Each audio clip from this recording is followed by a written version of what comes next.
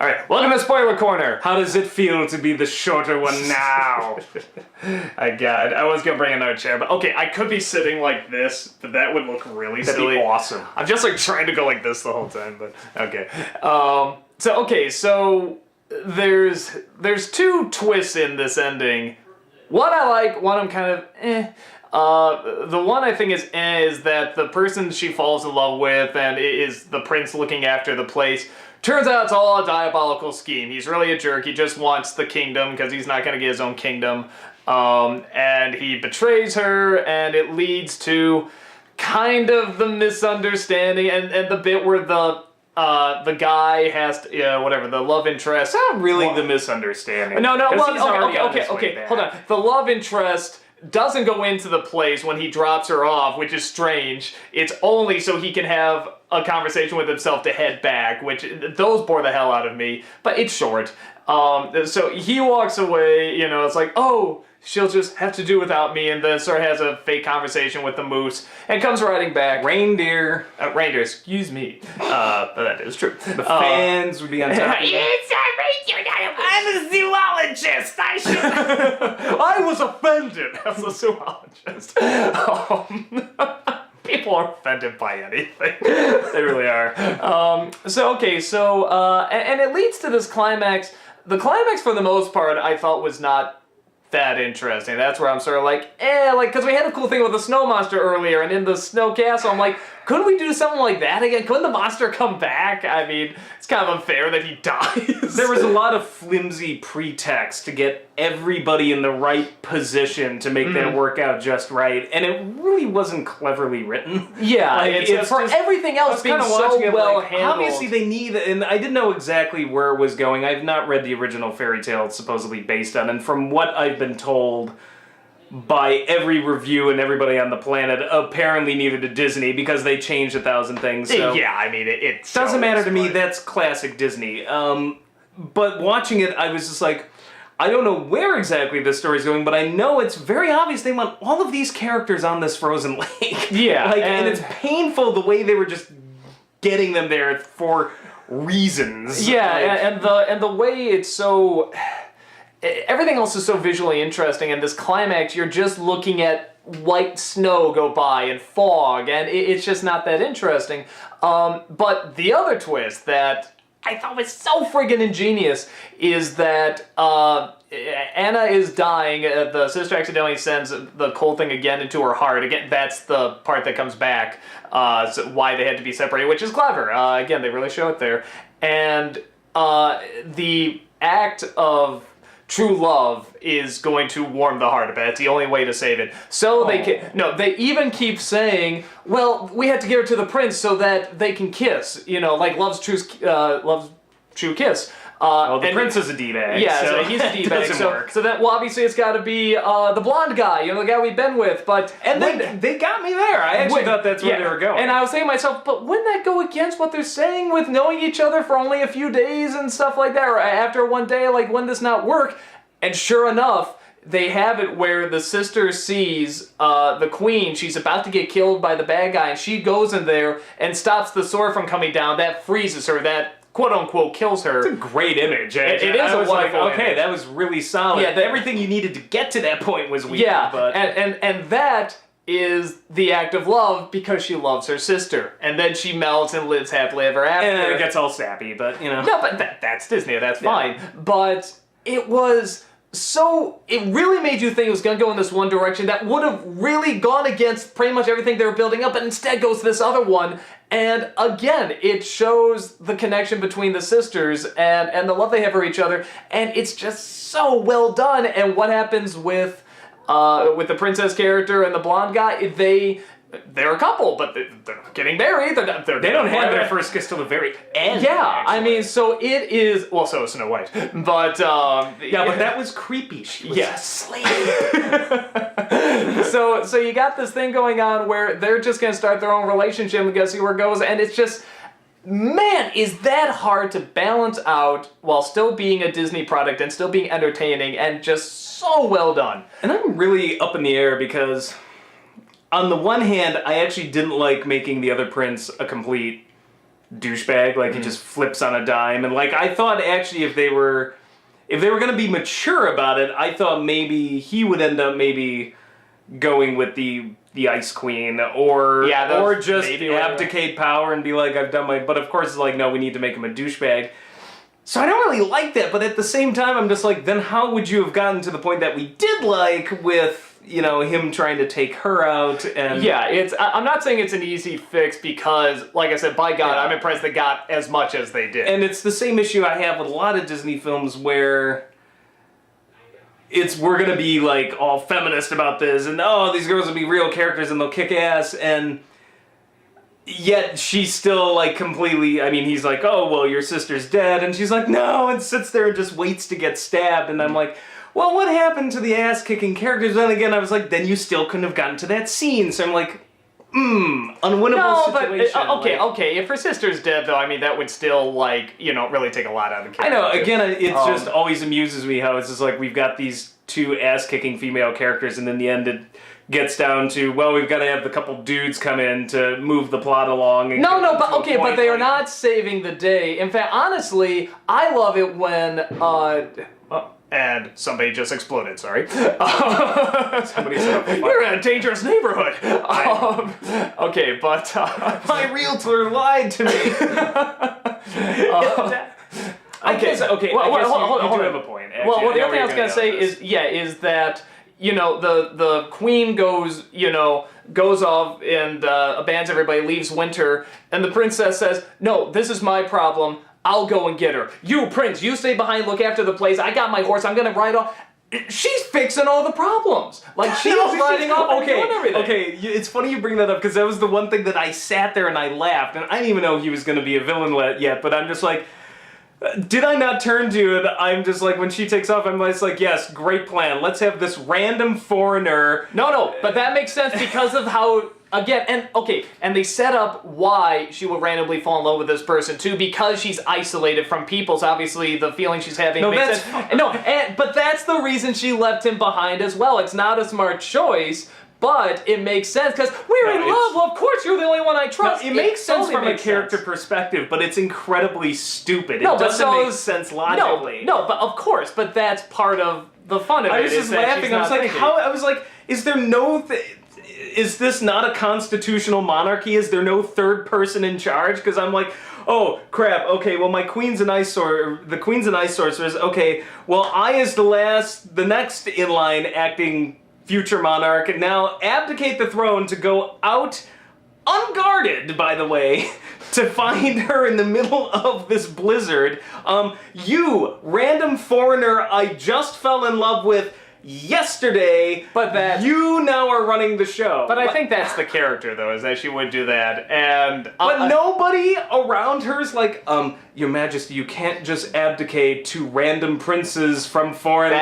But that's Disney. How come she doesn't freeze to death when all the snow falls on her and she falls in the water? I guess my only point is my suspension of disbelief goes pretty far, but at that one point, like, I seriously was just like, hey, wait a second. That didn't buy. I mean, to me, that's the Disney stuff. You know, that's just a little thing. It's like, just kingdoms. I know you're in charge. I know it's nitpicky. I guess my only point is, like, I don't let nitpicky things bother me unless I have a flash in the middle of the movie, like, wait, because if that happens, it does take me out of it for a second. I'm like, who the fuck is this guy? I'm fine because I feel it through the character and what they know and their motivation and stuff. It makes sense. Well, they needed him to be the villain to do this or that. I would have thought it much more amusing if he just instigated a coup. So, yeah, and like I said, with the climax, it's not all that it's bad or that the twists and turns are bad. It's just not as great as the other stuff. Like I said, the third act is good, where everything else I feel is great.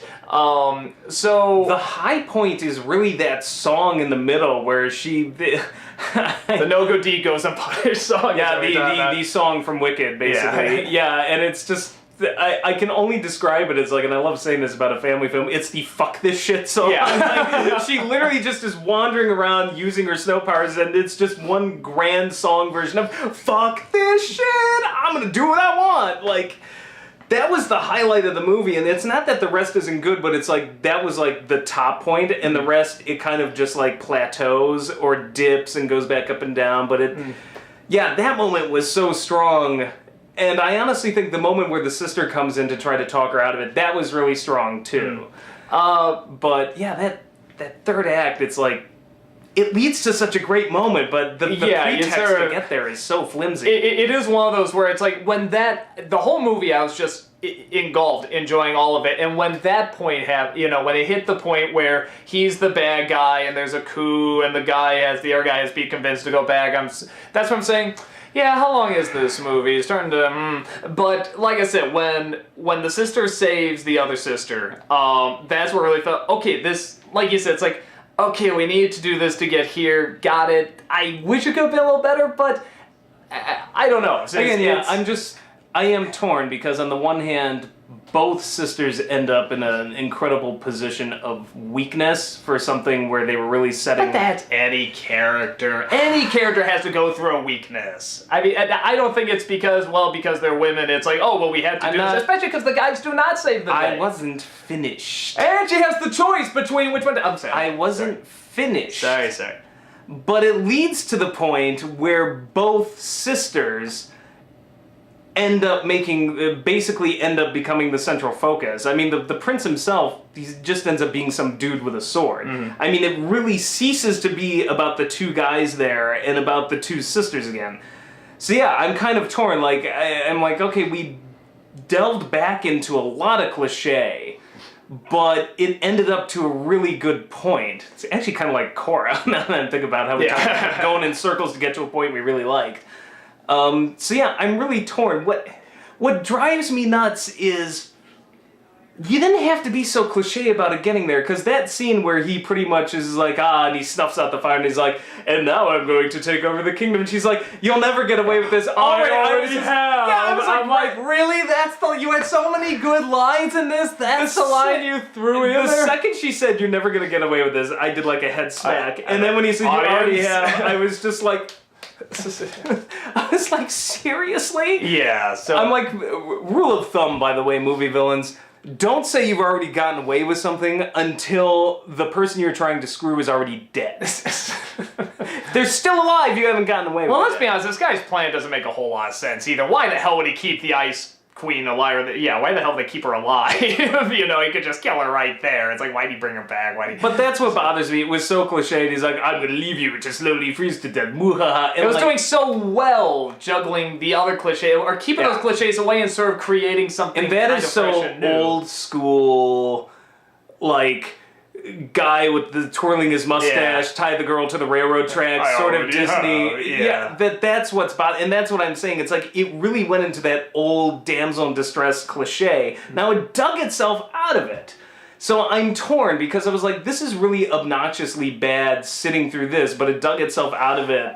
In a pretty good way that I'm like, I feel there was a stronger way to get where they wanted to get. Yeah, there must have been, but I mean, we're writers. We know about deadlines. We know the stuff that happens and everything. And it was a one-person screenplay. No, I thought it was like three. Honestly, I thought it was both directors and one other writer. I thought.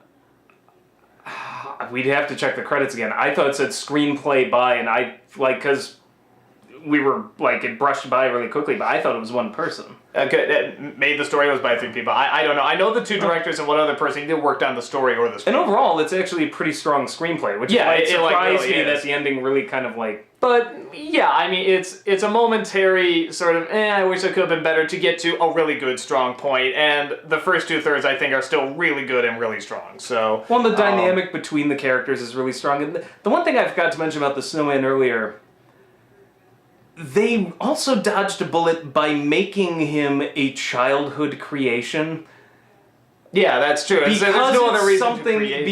it was something that went back to their childhood and that memory, I actually was giving it a pass as, it's like a childhood memory. I'll give him a pass because he's kind of goofy and... Well played, Disney. Well, it's same thing with the reindeer. It's like, why couldn't the gargoyles be in Quasimodo's imagination? Here, the reindeer, the talking, is in his imagination. Yeah. So and the way he talks to that reindeer was a brilliant... I wanted more, honestly. Yeah, when he was debating whether or not to go back, I wish he was doing the voice as well, so you can make that funnier. Yeah, and make that the argument that he convinced himself instead of just the reindeer. Yeah, like the reindeer gave the push. Like, that could have been stronger, but... it's... Yeah. Even then, I'd say that's more typical movie cliche than, like, Disney cliche, like I said. Just The bad guy though was Disney cliche, and that really took me out of. I don't know if you've seen any Vince Vaughn movies and Owen Wilson movies. You've seen that bad guy there too. Okay, let me put it. Yeah, but Disney milks that, and Yeah. it was. Let me this week for something that is trying to capture the spirit of Disney, and trying not to just be the same old Disney film. That was a major misstep. Yeah, but The rest of it is really good. Don't get me wrong. I'm not saying it's a bad movie. That was the one thing that stuck out to me because it's like that is old school Disney in a bad way. Like you were Yeah. getting so much old school Disney in a good way that to bring that sort of character back and particularly flipping on a dime didn't bother me as much. It's just like really you're gonna flip on a dime and become this cliched of a character. yeah, I mean, because it's kind of a decent twist, honestly. When he's he does the somebody needs to love you. It's sort of like ooh, like ooh, what a nice didn't see it coming. It actually caught me by surprise just because I thought where they were going was they were going to give him to the older Snow sister. Queen, yeah. And they were going to be married. And isn't that nice too? They don't honestly the which focus. I preferred that. So it's just the way they got there is Yeah. in that last third. Yeah, and quarter even. the focus is not as much, particularly with the Snow Queen. I mean, there's never an emphasis to her. You need to marry someone, which not just being a princess in that time period, going into queenhood, but being a political figure. You'd think there'd be like you need to marry, and it's just not there, and it's just nice and refreshing. Well, and it makes sense because she's had no human contact. How would she even know? Well, and that's why it makes how to sense why date even. and that's why it makes sense for the other one too to go and just be in love with whoever she sees for the first time. But the other one at least has been in the palace. I really get the impression the older sister was completely sequestered, whereas the other one got to play and run around the palace and has had much more human contact. At least that's the way they were setting up the personality. So they did the same thing in Wreck-It Ralph, which I like. When you find out, spoilers for Wreck-It Ralph, the Glitch is like a princessy character, and she's like, yeah, but that's not me. We're not going there. And I was like, thank you. Like, it's the opposite of what Disney does, where, a lot of times it's like, let's create an interesting character, but at the end, I gotta get married. That's what bothered me about Princess and the Frog. I'm like, here's a great character, and at the end it's like, oh, you just did the same damn thing again. Well, she didn't get married though. They're going to. Come on. They're Read the writing on the wall. Oh, come on. Like the other two in this aren't gonna get married though. What, the younger sister? And Yeah. Yeah, but she was an idiot. They were setting that up from the beginning. She's the ditz of the group. I'm talking about the older, smarter one. Okay. You should know. Yeah, about but nice. At least I'm the humble one. But there's still, you got a couple there that's gonna get married though. I mean, still.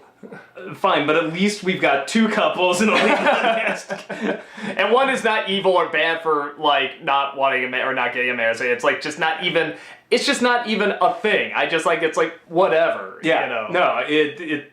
Oh, thank God. Yeah. So just some real nice stepping stones in a good, entertaining movie with good songs, good animation. Just good. Go see it. By the way, I just want to bring one thing up. You're talking to me about being humble. Whose face is plastered all over the website and a little Looney Tunes logo? Yeah, that's what I thought. Humble.